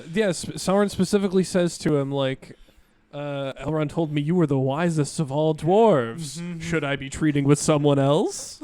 Oh my, yeah. Sauron is He's such a sneaky. he's such an ass kisser, man. Like, Yeah. he just kisses the right ass in the right way, and it just gets him up the ladder. That's just yeah. what he does. Yeah, and Durin like basically picks a fight with him. I really liked how that played out just because of how the nature of dwarves and how they were intentionally made by Aule to be resistant to the Dark Lord. At that time, Morgoth, but I feel like the same strategies apply here. So he's Sure. just naturally stubborn, naturally distrustful, especially of some motherfucker here trying to butter him up. And Well, trying to say like you know my best friend. Are you fucking kidding me? are you serious right now? Yeah. And this is where they give him the mithril Yes. to make the. This is where they do their business exchange, a mithril for rings. It doesn't happen yet, but this is where they're considering it. Is this where they're We considering? still Okay. haven't had when they go back because That's we the get a end of scene the between episode. Durin's. That's Yeah. the Yeah. end. So this we're led to believe in this episode is like kind of the beginning of the economic relationship between Moria or not Moria Khazad-dûm and Eregion, right? It's just kind of where it seems like it would Where be it's going to starting. start. Yeah. Yeah. Yeah. Yeah, we get a lot of good Disa content throughout do. this too. Yeah. I love Disa. Disa's content. She's awesome. great. She's so Yeah. awesome. She's the greatest. It sucks she has to deal with the both Durants, but she's, Right. Yeah, she can you handles imagine? it well. She Yeah, can chose you it. imagine? She married one of them. Yeah, it's true. So at this point, I think we go back to Pelargir. Pelargir. This is the first time we go to Pelargir. We have a little bit before that between Celebrimbor and Sauron. This is where we really see how deep Sauron's fingers are in Celebrimbor. Oh, well, this is when he convinces Celebrimbor to like lie to Gil-galad Well, and sort of separate. Convinces is Celebrimbor he's doing it because he's like, well, I'm going to buy us time, and Sauron's like, you would lie to your king, like Yeah. very manipulative, and this is where the Bilbo vibes came out for me. That's a whole obsession and just how he's acting. Like it was very much the when Bilbo was parting from the ring in the original Gotcha. trilogy. yeah, I And could feel that. It felt right. It felt familiar, but in a good way. Okay. Sauron, you evil bastard. You He is evil real bastard. slippery, slimy little shit. Again, loving that we know who he is, so we can actually get to see his character do these slithery things. Sauron, there. That guy. There he is. They do write it. I think they write it well enough to where like you can see how he is able to manipulate these characters. Like he's really good at like telling what you want and then taking advantage of that. Yes, as Sauron Exactly. does. That's what he does. He knows your desire, and he tries to give that. He lies to you to make it seem obtainable. Yeah, he uses it. He uses your ambitions to his advantage. Yeah. That's what he do all what the he always time. does, That's yep. like his signature move. Signature move. And that was kind of going back to Sauron's, just to get into Sauron's character a little bit, is how he originally joined up with Melkor. That's how it started. It started with him knowing that, like, I may not like everything this dude is doing, but like I'm obsessed with order and efficiency, and I want to bring that to the world. So I can do it through this guy seeking power. I can bring my power and my efficiency and my order through someone else's power. He's a good user of resources. He's just a user in general, man. Yeah. He's a Very fucking user, resourceful. dude. But Joel, you're right. After this is where we get into the scenes leading up to Pelargir. Mm-hmm. Yeah. With Isildur meeting the girl in the wagon and getting stabbed in the thigh. Yes, we also get Theo's mom dies. Apparently that happens off screen Oh, between yeah. seasons. Yeah. Bronwyn, right? Yeah, Bronwyn. Bronwyn. Apparently they just say she was killed by a poison arrow, and that death happens off screen. So Yeah. that was kind of a little anticlimactic, but honestly, at this point, I think it was time to get rid of that character because they faked her. They like did a death fake out with her like multiple times last season. So, well, and I still don't really know what her purpose is, her character's purpose is, and like, right. so I guess like Theo seems to be an important type character. Yeah, Theo seems like he's supposed to develop into an important character, but Like, I also remember we thought he was the Witch King. I Maybe still he think still he could is. be. I still You think he could be. is? Could be. That's cool. I haven't ruled it out. I haven't ruled it out yet either, but it's just I also didn't like in the first season that they were doing an elf manish relationship Yeah, I didn't. because I didn't like that's that either. supposed to be such a big deal. Yeah, it's in super the uncommon. universe, and Yeah. it's only happens so many times. Yeah, like you can count it on your hand, like how many Right. times. it's So happened. I don't know. That seemed like way too light and just I didn't like it. Yeah, it kind of cheapens the appeal. It Yes. does. It does Yes. cheapen. Yep. Right after that, we get like the ambush with the wild people, and that is Yeah. when we first see Arandir Yeah. busting Arandir for the first time this season. Yeah, busting in like some anime character, like Yeah, shooting yeah. out of a tent and just Yeah. like feet first, like twisting he- through the air. Like what? Was he that crazy last season? He did some pretty wild stuff last Okay. season nothing too. quite yeah. that insane, Nothing but yeah. quite that wild, but yeah. he definitely He's been stepped it up. training. Yeah, he's been training in the Doing off his season. anime Yeah. training arc. Yeah, dude's been juicing in the off season. This dude's taking anabolic steroids for sure.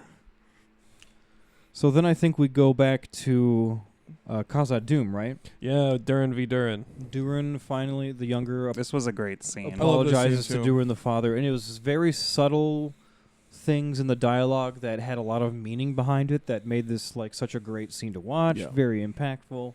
A lot of Loved really it. good character development. Again, it seems like the dwarvish storylines and the development of the characters and the dialogue, all there is all so well developed compared to other areas Other like areas of the show, Numenor yeah. and It's what? almost like when they wrote this show, because I know there's like a handful of writers.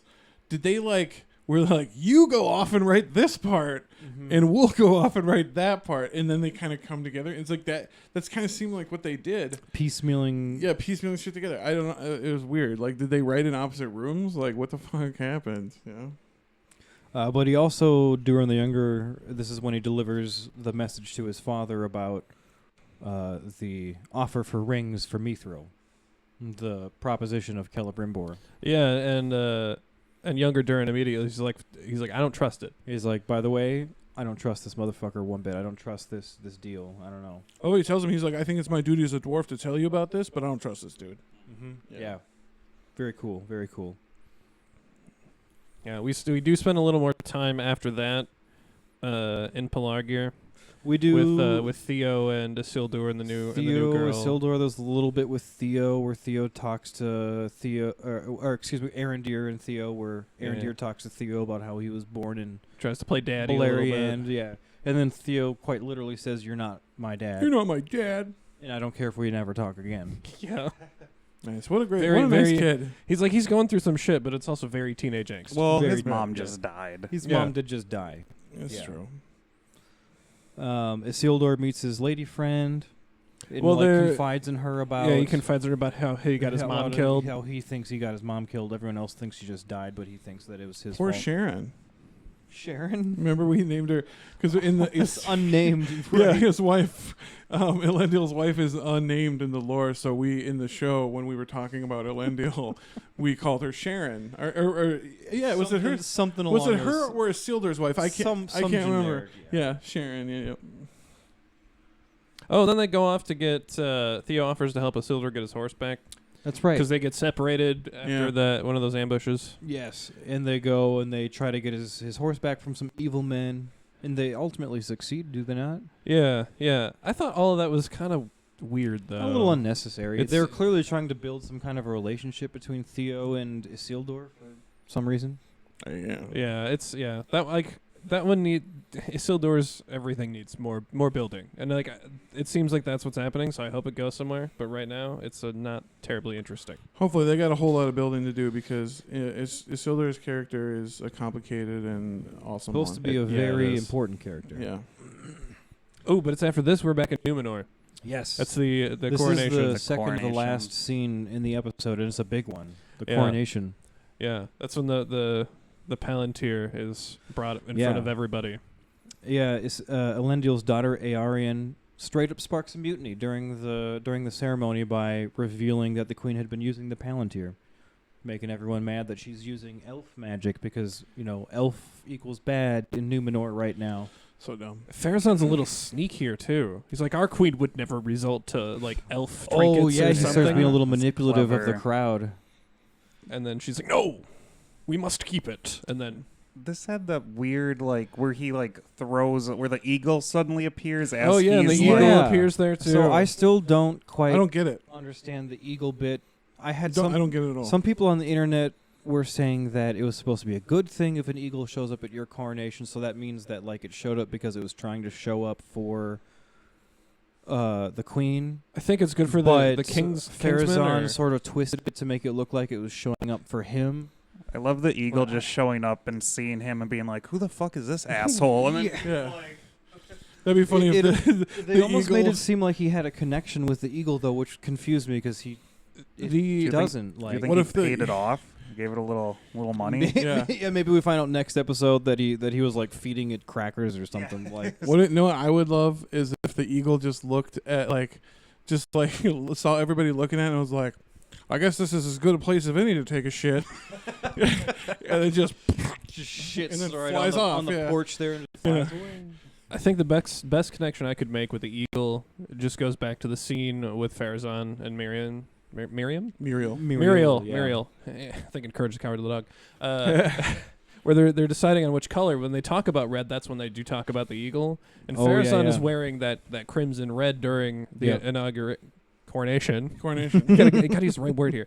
And that's the only link that I could make. Like, the eagle is showing up, and because he's wearing the red or whatever, that's supposed to be good for him, but bad for the person in white Yeah. because it's for the faithful. Well, because there is one part where the clouds are shaped like eagles. Remember toward the downfall of Numenor? Yeah, the eagles are specifically like a herald of It's doom like a against watch Pharazon. what you're doing. Yeah, it's a you're warning. about to get wrecked. They're usually a warning against Pharazon, not Mhm. this almost seemingly supportive yeah, it's of weird. Pharazon. I don't- It's Might strange. that be he thinks it's good, but we know it's bad kind of thing? Maybe that's Maybe. what it's supposed to be, and it just Maybe. wasn't quite explained well enough to the audience. Could but be. I think we'll get more. I think they'll go more into it. I Hopefully, sure at fucking least. hope Yeah. so. Yeah.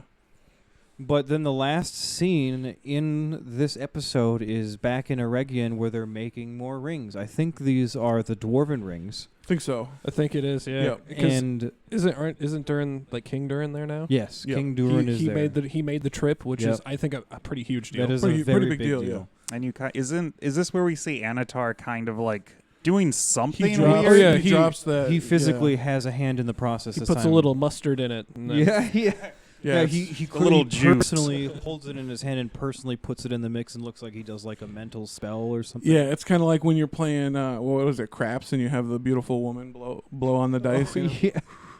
Maybe that was him, putting his Feya into it, doing... That's kind of what I figured. Yeah, it was a little Feya boost. that's where he put more than his knowledge into the creation of them. Exactly. He Would finally you- tainted puts his them. influence. His Are taint. the Elven rings actually purer than the In dwarven canon, rings? yes. In canon, yeah, the as they say, it actually says this in the text. Sauron's taint was not upon them. Never did hit touch his Never did balls his taint or taint. or balls touch upon the That would be rings. so funny if he literally did that while making the dwarven rings. Yeah. Just while everyone's looking away or Fuck something. you, Durin. Yeah, I would love that. It kind of seems like they're setting up the Elven rings, at least in the show, to be like, here's the test run. Well, the way the Elven rings work is they're somewhat bound to the Rings of Power scheme, but not in the way that the other rings are. Right, they don't become So, dominated by They don't it. become dominated in the same way. So basically, how it happens is when he puts on the one, so they're perfectly good to use until the One Ring becomes a thing. They're totally cool to use. Magic works, and then as soon as he puts the One Ring on, they sense his mind. Right? They're like, we sense Sauron in this shit. They take them off and they hide them. Right? They never use them again until the One Ring is destroyed. Right? Or until it's missing. Until it's missing and Yeah. Sauron has been vanquished for the Right, for a because time. as long as someone's not wielding the One Ring, the Elven rings are fine. They're good Yeah, to go. so the One Ring does have domination over them To an extent. To an but extent. the rings on their own do not independently corrupt the person like the dwarven rings and the Right. mannish rings do. It turns the men Because into... they had Sauron's taint upon them. Yes, because it had Sauron's taint right on Yeah. them. So it's the men, Someone's taint even without the one ring, the other magic rings, like the ones for men, would turn them evil. As it does, it turns them into the wraiths, and Mhm. it corrupts dwarves as well. Not quite to the extent that it does men, because dwarves aren't quite as corruptible, but Yeah. it does. The elven rings don't have that effect. They're Right. just, unfortunately, still under the dominion of the one when Sauron decides to exert that power. Yeah. And it's not even really clear what his power over them is. They sense him right Yeah. away, though.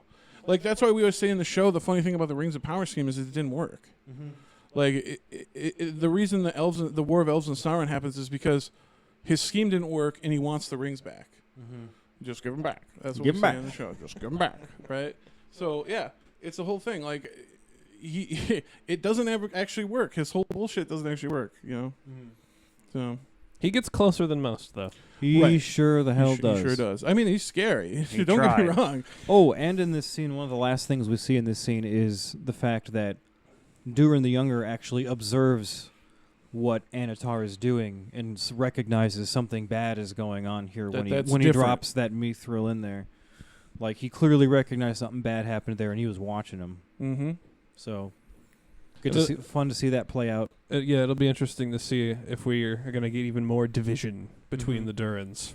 It's funny too because like one of the things that they say in the lore is that the Durin's folk won't even cop to having got the ring from Anatar. They say they got it directly from Celebrimbor. Right. So like I'm wondering how they'll do that in this show. Like if Durin will refuse to take it from Anatar, that would be pretty funny. Or just not admit, or just straight not admit. because they're stubborn Because they're dwarves. stubborn. Yeah. Well, because they did get the invitation from Celebrimbor in particular, True. at least in the show Yeah. for now. in the show, yeah. So I mean, that wouldn't surprise me if they're just like, oh, well, he was there, but it looked like Yeah. Celebrimbor did everything. Mm-hmm. Right. I'm really hyped too to see the Balrog and the downfall of Moria Oh, coming hell up. yeah. That's I'm- gonna be I'm so excited cool. for that. Gonna be sick. Yeah, I can't wait for it. Originally, I thought the earthquakes in Moria were caused by the Balrog Balrog. waking up, not Mhm. by Mount Doom going Mount off. Doom. But I guess it's supposed to be Mount Doom. I also Yeah, I hadn't guess. made that connection immediately either. thought that was a I thought stretch. it was probably Kind of weird. They Yeah. did that like animation of like the black shit, like Stretching going out on the from- map. Yeah. Yeah. Yeah, I don't know. Whatever. know. I don't know. They could have easily been like, it's the Balrog stirring around. I don't know. It's weird, but nonetheless, Ultimately, the third episode we thought was probably the weakest of the three. probably we'd agree. I think we'd all agree. Yeah, Maybe that's why they decided to lump it in with the premiere. maybe.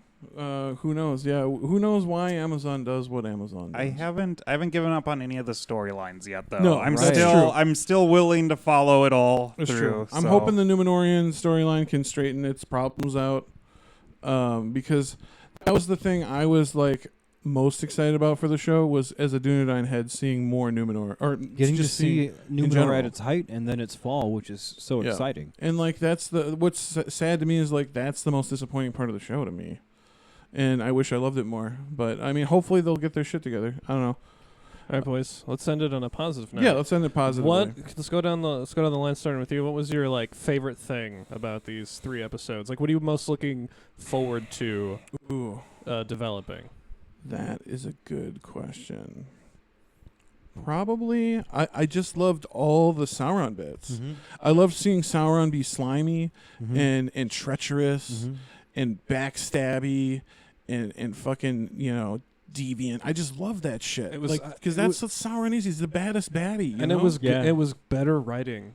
the than- writing than was season much one. much It better. was much better. Much Yeah, better. I'd say I am enjoying this already more than season 1. 100%. I am more hopeful for the coming episodes. I'm looking forward to the next episode more than I was during the past season. Yeah, I liked this. I thought this was pretty good so far. What are you looking forward to most? What am I looking forward to most? Yeah, well, which I liked storyline. I really liked that I'm looking forward to the Dwarvish storyline the most. I like that, and now that they're involved with the Rings of Power scheme, I'm really interested to see where that goes. Now that they've met Anatar, yeah, I just really like that in this season so far we're not playing the Sauron guessing game. Same. And we can watch him be a manipulative bastard. Yeah, because that's I what like he's that. so good at. And I like that the rings are in the rings of power. It's nice that we got rings, yeah. If you like it, then you better put a ring on it, right? As Beyonce Beyonce would Thank say. you, Beyonce. I think as far as the next thing I'm looking forward to seeing is Elrond and Galadriel's trip to Eregion. And whatever, That'll be because fun. I feel like there's got to be something they encounter, like they're gonna be looking for the messengers, Right? Yeah. and like there's shit brewing there, so I'm excited to see where that goes. Yep.